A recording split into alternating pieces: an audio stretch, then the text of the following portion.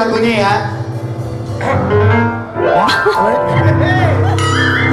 Coba kan?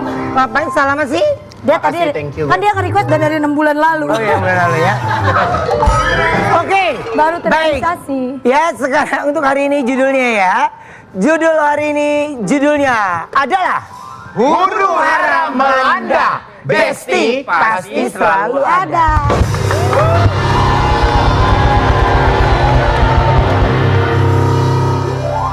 Nah, beberapa waktu kemarin ini kita sempat dikejutkan dengan pemberitaan tentang dunia pageant Indonesia, ya, pageant. Bilangnya apa pageant? Betul. Iya gua. Makanya nanya. Nggak, Ya wajar gua anak lah dia sport, nonton. gua mana paham kalau lo gini. Kita lihat dulu. Kan anak tayangan. gangsing, masa Iya. nggak tahu? Kita lihat tayangan ini dia. Dan langsung kita panggil, ini dia Rio Motret dan Elden Wong.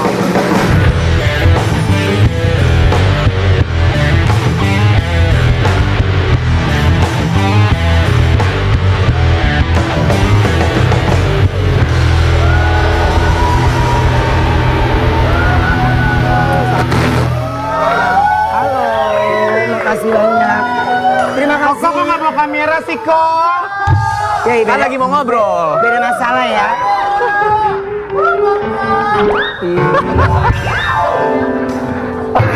Berisik banget nih. Aku ada artikel dulu. Coba kita lihat dulu ya. Artikelnya apa? Silakan. Huru hara penyelenggaraan Miss Universe Indonesia, dari isu suap sampai pengunduran diri para pejabat organisasi Miss Universe Indonesia pasca Grand Final. Oke. Nah, ini justru kalau kalian sendiri ini menjabatnya sebagai apa tuh kalau di sana? Kalau aku visual director, mantan visual director. Mantan visual director. Saya mantan CEO. Oh, mantan CEO. Mantan CEO. Oke. Jadi kalau Rio tuh maksudnya kalau setiap ada photoshoot yang berkaitan Yang memikirkan visual yang akan ditampilkan yang ada di Instagramnya mereka. Jadi pengen lebih modern, lebih fashion gitu. Oke. Nah, sebenarnya masalah yang terjadi ini lagi kayak apa sih sebenarnya? Sekarang yang lagi heboh itu adalah adanya foto-foto telanjang yang dilakukan pada saat body check. Ya. Jadi kalau misalkan standarisasinya body check itu kan sebenarnya dilihat sama jenis kelamin sama, di ruangan tertutup, Ya. sama satu orang doang dan tidak boleh difoto. Iya dong. Nah, Ya. yang ini terjadi adalah di dalam sebuah bilik yang bisa dilihat sama orang lalu lalang. Kemudian di dalam ruangan itu ada 5 orang sampai 10 orang. Ada termasuk cowok juga. Nah, oknum yang memotret itu adalah orang dalam dari Miss Universe Indonesia sendiri, jabatannya COO. Dia cewek. Nah, dia melakukan body check dengan sembrono, dibuka bagian atasnya, tinggal sana dalam doang, dan difoto-foto gitu. Ini kejadiannya Hamin berapa menuju final? H-2 sebelum final. Oke. H-2 sebelum final Ya. ya. Jadi ini mungkin para finalis juga deg-degan mau malam final, harus benar-benar jaga diri juga, Jaga diri juga. nggak boleh, maksudnya nggak mau nolak juga nggak mungkin gitu. Karena kan kalau mereka mau nolak, karena alasannya adalah ini salah satu kriteria penilaian harus dilihat tubuhnya. Gitu. Nah, ini kan ada masternya ya. Nanti aku pengen nanya balik sih. Ya boleh. Aduh, gue sebenarnya nggak pengen ikut-ikutan tahu. Lo harus ikutan. Karena kan yang di antara kita kan yang tahu lu. Iya. Iya. Lu selalu ngomong lu master fashion ya kan? Lu harus ngomong ini. Yang ditungguin pasti headline-nya demikian kata Ivan Gunawan. Gitu. Pasti. Ini mah kalau Ivan Gunawan belum speak up belum rame dah, percaya sama gua. Gue mau senyum. Bapak aja yayasan gini. kan? Iya. Gue mau senyum aja. Beda yayasan ini ya. Beda yayasan. Iya. Yayasan beda. Ya tapi sebenarnya kalau aku ya teman-teman ya, aku tuh aku berada di industri beauty pageant ini tahun keempat aku punya lisensi internasional. Tidak mudah dan tidak murah untuk bisa mendapatkan lisensi internasional tersebut. Aku sudah mengirimkan 4 queen dan alhamdulillahnya 4-4-nya queen aku berprestasi di internasional. Membangun sebuah lisensi itu amat sangat tidak mudah karena kita harus bersinggungan dengan manusia dan manusia. Jadi kalau di yayasan saya, di Miss Mega Bintang Indonesia, kenapa prinsip saya adalah memanusiakan manusia? Karena yang kita ajak bekerja sama, yang kita ajak untuk bisa mengharumkan nama Indonesia, itu manusia juga. Ya. Jadi bagaimanapun juga sumber daya saya ini harus dimanusiakan. Kalau itu prinsip dari Miss Mega Bintang itu sendiri. Kalau misalnya teman-teman dari kemarin nanya sama saya body check. Sebenarnya kalau di pageant, body check itu sah-sah aja. Ya. Karena mungkin kasarnya kita nggak mau beli kucing dalam karung. Tapi pada permasalahan yang aku dengar, yang aku lihat di media, pertama mungkin lokasi atau tempatnya yang tidak tepat sih. Tempatnya di ballroom, di pojokan, di sekat doang. Karena kalau misalnya ya aku 20 tahun ada di fashion, kita ngelihat orang ganti baju mungkin udah biasa. Tapi kan itu dalam tanda kutip kita profesional. Sang desainer profesional, krunya profesional, modelnya juga profesional. Dan yang dibuka itu juga ada limitnya, ada batasannya. Iya. Oke? Dan kalau aku juga bisa bilang bahwa untuk apa semuanya harus dicek. Karena semuanya kan gak ikut lomba, Beb. Ke ajang internasional. Harusnya nih kalau di yayasan aku, kalau yang aku terapkan kemarin, aku ada namanya deep interview. Ya. Itu kita ngobrol 101, saya ada tim saya, Queen-nya ada di depan. Saya tanya, apakah kamu punya tato? Nggak ada, Kak. Apakah kamu pernah gemuk? Enggak, Kak, misalnya. Pernah ada luka enggak? Pernah jatuh enggak? Atau pernah menjalankan operasi enggak? Kita harus trust dulu sama anak kita, karena dia yang akan ngejawab. Ya. Iya kan? Gitu. Bayangin kalau pesertanya ada 20-30 orang, mau diperlihatkan juga buat apa? Jadi kalau aku nanya langsung dulu. Ada tato enggak? Ada ini enggak gitu. Iya. Kalau sampai dia sudah menjadi pemenang, aku bawa dia ke orang yang ahli. Contohnya mungkin dokter bedah plastik, atau mungkin aku bawa pengajar gymnya dia. Jadi kita lihat, oh pantatnya turun, harus olahraga squat. Oke. Oh kamu ini, atau aku tanya, kamu dari bentuk badan kamu mana yang kamu insecure, yang mana kelemahan kamu. Ya. Dan semuanya itu juga ya karena memang satu kebutuhan teman-teman. Karena lawan kita di tingkat internasional itu mereka itu mempersiapkannya nggak kayak di Indonesia. Di luar negeri itu, mereka yang mau ikut ajang beauty pageant itu dari kecil udah dipupuk sama orang tuanya untuk menjadi seorang beauty queen. Kalau kita di sini rata-rata persiapannya 2 bulan, 3 bulan, paling lama 1 tahun. Jadi kita tuh harus benar-benar kerja ekstra, Ya. gitu loh. Jadi persiapan yang segitu tuh aku rasa perwakilan kita tuh udah kalang kabut sebenarnya Rio. Dia harus persiapan public speaking dan segala macam. Nah kalau orang yang kita ajak kerjasama itu nggak nyaman, nggak kita manusiakan, ya mereka pasti akan berontak dong. Ya, inilah berontaknya itu kenapa setelah grand final, karena mereka kan sudah karantina selama 14 hari. Udah Oke, capek kan? iya, iya. Kalau dia ngamuk-ngamuk hari itu juga, kemungkinan kan grand final akan batal dong. Iya. Ya. Kalau misalnya diobok-obok sama yang berwajib gitu. Iya. Jadi mereka pikir kita kerja keras kita dibayarkan dulu dengan grand final lah ya. Bukannya karena tidak menang terus mereka ngamuk, bukan. Karena yang ngelaporin banyak sekali ini. Belasan orang yang udah lapor. Karena yang kena 30 orang. Ya. Tapi yang sudah berani speak up itu udah 11-12 orang. Oke. Nah mereka setelah grand final hatinya udah, badannya udah capeknya udah hilang, tapi hatinya masih panas atau masih kepikiran. Foto-foto itu apakah ditransmisikan ke tempat lain atau udah sempat di airdrop atau pernah dikirim ke siapa kan dia nggak tahu. Pada waktu itu kalian berdua ada di mana? Gue di atas, dia lagi keluar juga ya. Ya, lagi di luar tapi nggak ada di dalam. Tapi saya yang pertama kali yang tahu soal ini. Ya. Ya. Jadi provincial director itu menerima aduan dari anak-anaknya. Mereka pada nangis. Mereka kaget kenapa ada adegan body check yang disaksikan sama pria. Ya. Jadi di dalam situ ada tiga cowok yang ngeliatin juga, yang tidak kompeten lah ya gitu maksudnya, sambil difoto-foto gitu bagian-bagian tubuhnya. Jadi mereka worried takutnya ada muka gue gaya atau nanti disebarin ke orang. Oh iya ya, itu pasti sih harus ya. Nah anak ini akhirnya ngelapor ke orang tuanya juga setelah grand final, orang tuanya nggak terima. Jadi akhirnya provincial director ini melaporkan ke Polda kemarin. Oke. Nah, pengunduran dirinya Rio dan Elden ini setelah grand final membuat netizen malah bertanya-tanya. Iya, aku ada foto-fotonya. Oh, captionnya. Jangan pada main colek-colekan. Nggak baca. Hello, I'm Rio Motret and control this change. Hah? Mana? Pernyataan resmi Thank you. Taliban. Dah. As regards.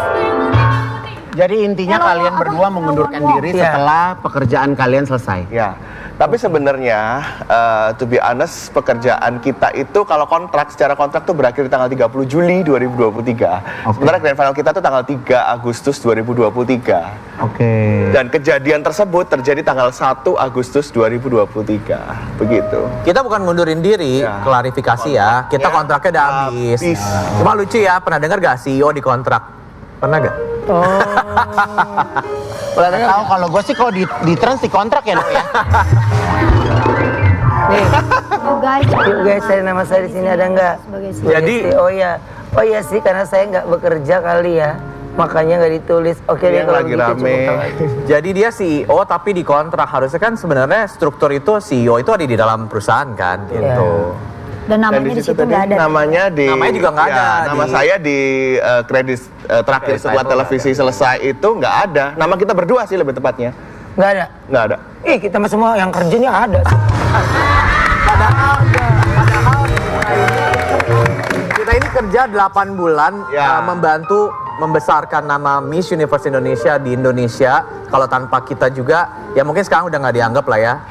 Mungkin nggak bisa sebesar sekarang gitu. Ya. Nah akhirnya kita posting pamit baik-baik, tidak ada unsur provokasi sama Ya. sekali. Ya. Nah habis itu kasus ini dinaikin sama para provincial director ke polisi, dibilangnya gua pelakunya dan jahatnya itu Karena lo adalah. pakai nama motret. Iya.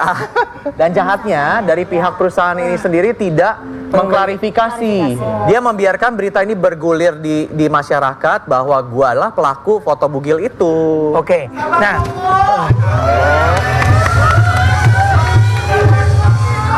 Oke, ini biar lebih lurus lagi. pelakunya nih kayaknya. Justru akhirnya malah penggiringan opini ke Kokorio. Ke gue. Ya karena ya foto kan semua adanya di kamu kan ya. Nah tapi akhirnya setelah kamu speak up nih, apakah dari pihak yang bersangkutan juga memberikan suara atau tidak? Tidak. Jadi pihak bersangkutan itu lama sekali memberikan klarifikasi dan bahkan pada saat media berkumpul, pada saat gue preskon, media itu ternyata menerima WhatsApp black campaign dari Ya. pihak ownernya Berisi nama yang kita berisikan nama inisial nama kita berdua. Jadi suruh serang kita berdua bahwa kita adalah pelakunya. Karena demi melindungin perusahaannya dia supaya tidak terganggu, gitu. Kan jahat ya maksudnya. Guragang ya, curang. Kurang. Jadi kalau gue bisa bilang ya sebenarnya gini, gue tuh salut sih sebenarnya sama finalis ya. Mereka mau bicara, mereka mau, ya ini memang anak Gen Z gitu. Iya. Apa yang dia rasakan tidak benar untuk dirinya, dia berani speak up Iya. gitu. Karena ya siapa sih yang nggak mau jadi pemenang, ya kan? Atau siapa sih yang tidak mau mendapatkan batu loncatan ke kehidupan yang lebih baik ya? Yes. Tapi kalau ternyata itu tidak sesuai dengan apa yang dia rasakan dan dia tidak nyaman, itu bagus banget. Tapi di sini aku jujur sedih, Oma. Karena aku ngedatengin Miss Grand Internasional, 60 negara datang, 10.000 aku bikin acara, nggak ada yang mau meliput, nggak ada yang ngeliat. Tapi karya aku ini dirusak dengan berita yang seperti ini, sehingga aku punya kekhawatiran bahwa, aduh pageant gimana ya? Ya. Anak-anak gua mau lomba di internasional, aku punya 7 anak yang akan lomba ke internasional. Media nggak pernah nanya, Gun, yang ini lomba mau apa, ini lomba nggak apa. Kalau ada begini, itu banyak tuh di depan tuh pada minta statement dong, minta statement. Makanya apa ya? Ya mungkin bukan baper ya Rio ya, Alden, bukan aku baper ya, tapi membangun beauty pageant, menaruh ajang ini di tengah-tengah masyarakat ini tidak mudah. Karena mungkin ini kan masih segmented. Ya. Iya kan, Betul sekali. segmennya masih sangat kecil gitu. Sedangkan kalau aku sih tujuannya adalah bagaimana sih mengangkat Indonesia supaya dikenal dunia. Itulah. Supaya Ya. kita pulang punya mahkota, supaya kita pulang punya prestasi. Betul. Yang dipikirkan prestasinya. Iya, gitu. Oke.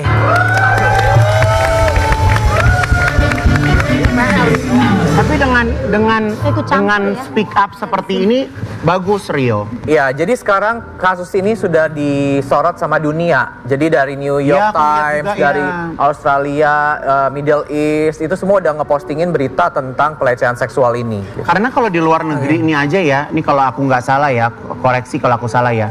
Misalnya nih, lo berdiri Oma, contoh, lo berdiri, terus lo dipegang orang, diginiin atau dicolek orang, lo nggak suka, lo bisa nuntut Beb. Nah, Karena maksudnya itu apa ya? Itu kayak lo nggak punya hak untuk badan gue gitu. Iya. Kayak gitu kan. Makanya kalau di berita luar itu memang ya hak asasi manusia tuh sangat dijunjung banget sih Rio ya. dan sedihnya itu adalah pihak orang dalam yang memihak ke sebelah sana itu ngomong dengan statement yang memudahkan bahwa ini namanya kan beauty pageant, lo harus siap telanjang di depan orang. Oh, Bener nggak nggak? bisa, nggak ada telanjang depan Ini orang, udah nggak statement ada. yang salah karena mereka itu di-educate. ada. Kamu harus embrace yourself, bangga sama badan lo sendiri karena nanti di internasional lo akan telanjang di depan Ya. semua orang. Ini satu hal ya. Saya nih orang Indonesia, jadi kultur saya ini Asia. Saya bisa meyakinkan Miss Grand Internasional bahwa di atas panggung itu nggak boleh ada bikini, nggak boleh ada baju berenang di atas panggung. Mau pakai baju berenang di pantai, di kolam berenang itu memang tempatnya. Tapi kalau misalnya di Sentul atau di Senayan, lo pakai baju berenang di atas panggung itu bukan tempatnya. Makanya aku muter otak, swimsuit competition itu aku ganti dengan yang namanya sportwear competition. Akhirnya lo ngikutin gue kan? Di malam final lo ada nggak? Ada nggak jawab? Halo? Ada. Nah itu karena siapa? Karena Eka kan? Akuin lah Mbak, akuin lah. Ngerti nggak? Gue tuh mikir gitu loh. Gimana Jadi- sih caranya? Jadi biar- lu rubah itu. Gua jadi rubah. sportwear. Miss Universe itu Ya, ikutin ngikutin. juga semua ajang juga akhirnya.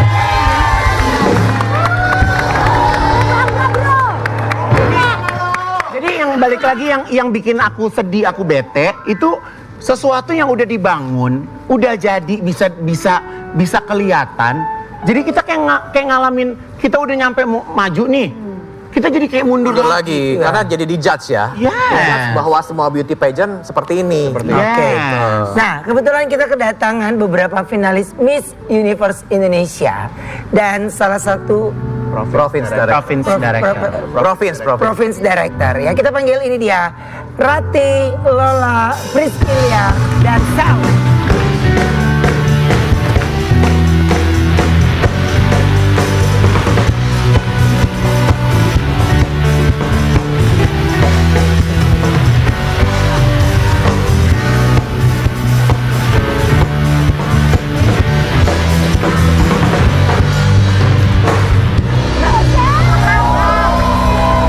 Baik, halo. Terima kasih sudah hadir ke Brownies ya. Silakan duduk. Ya. Yes, Silakan Mbak Sally duduk. silakan duduk.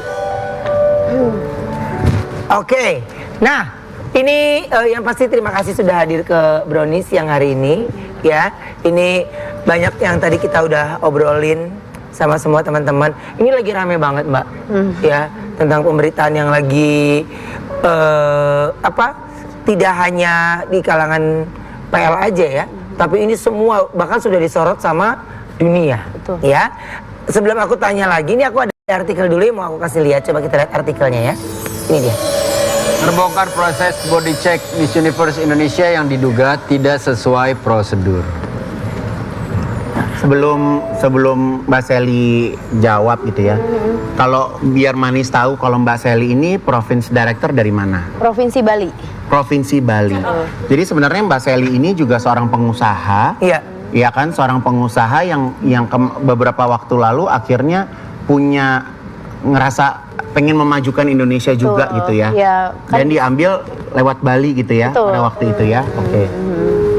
Oke, Mbak, mungkin bisa dijawab Mbak tentang hal ini? Ya, jadi sebenarnya aku tuh beli lisensi Miss Universe Indonesia Provinsi Bali itu hanya karena kedekatan aku sama koreo motret. Karena aku nggak kenal ya yang namanya PC tuh nggak kenal sama sekali gitu. Oke. Nah tadinya memang koreo bilang ke aku ambil 2 aja, Bali sama Jawa Barat. Tapi karena aku kayaknya kok 2, udah deh satunya aku ajak tuh sahabat aku, Kiki. Kiki, ya kan. Tapi memang mulai dari awal aja udah banyak yang nggak beres ya. Cuma aku pikir gini, oke, itu masih hanya merugikan diriku sendiri. Jadi aku masih silent gitu. Ya. Tapi ketika di hari ke-12 karantina H-2 itu aku siang hari tuh tiba-tiba dapat telepon dari perwakilan Miss Universe Indonesia Bali itu nangis-nangis. Itu anak kamu langsung tuh ya? Iya betul, nangis-nangis. Aku bilang kenapa gitu kan? Ini aku tiba-tiba di body checking disuruh tanpa busana kayak gitu. Terus aku bilang kayak gitu kan, iya tapi di situ ada banyak orang, ada banyak orang. Terus ada laki-laki juga. Lah di situ kan aku kaget. Oh kok kayak gitu? Emang di rundownnya gimana? Ternyata itu nggak ada di rundown acara gitu. Jadi ini anak kondisinya memang kaget gitu kan, kaget di rundown acara hanya ada fitting, tapi tiba-tiba di suatu bilik di ballroom kecil itu hanya disekat-sekat aja dan di situ terdapat banyak orang dan ada 3 pria disuruh tanpa busana dan difoto. Itu sih yang bikin anak-anak nih sampai shock. Terus sampai sekarang nih yang anak Bali ini sakit kondisinya gitu kan, dia sampai nggak bisa tidur gitu dan orang tuanya tuh di Bali nggak terima ini. Jadi kondisinya tuh kalian tuh dicek, dicatat, misalnya apa sih kekurangan diri kalian itu dicatat atau kekurangannya tersebut dilontarkan sehingga bikin kalian juga jadi percaya diri juga jadi down dong, mau final kok maksudnya ya setiap orang pasti menutupi aibnya ya, menutupi kekurangannya dan memperlihatkan kelebihannya. Pada waktu itu kondisinya gimana sih?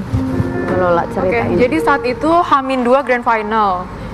Di agenda tidak tertulis bahwa akan dilakukannya fitting dan body check. Jadi saat itu saya dipanggil untuk melakukan fitting, kedoknya fitting. Jadi saat itu pas saya masuk ke dalam bilik. Ya, fitting itu baju sponsor atau baju kamu sendiri? Baju saya sendiri. Oke. Karena kita masuk TV nasional Miss Universe Indonesia ini ada beberapa dari kontestan yang bajunya tidak lulus sensor. Oke. Jadi dirombak ulang dan dilakukanlah fitting tersebut. Oke. Begitu saya masuk ke dalam bilik, body check ini dilakukan di dalam bilik, bukan di dalam ruangan tertutup. Oke. Bilik berukuran 2 x 2 meter. Oke. Begitu saya masuk, ada 6 orang di dalam. Jadi kondisi ini terjadi berbeda masing-masing finalis. Kalau saya itu ada 6 orang di dalam, 2 diantaranya laki-laki, 4 diantaranya perempuan. Oke. Dan si OO ini menyuruh saya langsung berkata, buka busana. Terus lalu saya membuka busana saya, terus beliau meminta saya untuk membuka pakaian dalam atas. Dan Oke. dari situ saya disuruh berputar, Ya. dan kemudian ada part di bagian tubuh saya, dia komentari, Ya. kamu atasnya udah bening, tapi bawahnya buduk. Dan itu dicatat Sedangkan kalau oleh- kamu di Bali profesi kamu ini model juga kan? Iya, betul. Jadi maksudnya kalau kita ganti baju sama desainer kan ya biasa aja gitu kan? Iya. Pada tempatnya lah gitu ya. Oke. Dan setelah itu CEO ini mengeluarkan HP dan dia membuka kamera. Di situ saya spontan, kalau boleh tahu ini untuk urusan apa ya, keperluan apa. Terus dia bilang, oh harus saya foto dong, tato di dalam bagian tubuh kamu. Harus saya tunjukkan ke bagian atasan. Dan dia pun memang memfotonya bagian tato saya itu zoom, tapi ada part-part di bagian atas, di bagian dada dan Setahu Ya, gue itu oke. kok di internasional nggak dilombain tuh. Ya, sebenarnya ini udah di luar jalurnya ya. Di luar Sudah jalur. di luar jalurnya. Oke, masih banyak pertanyaan yang aku mau tanyakan, tapi kita istirahat dulu sebentar ya. Kita akan kembali setelah yang satu ini. Tetap di Brownies Obrolan Manis.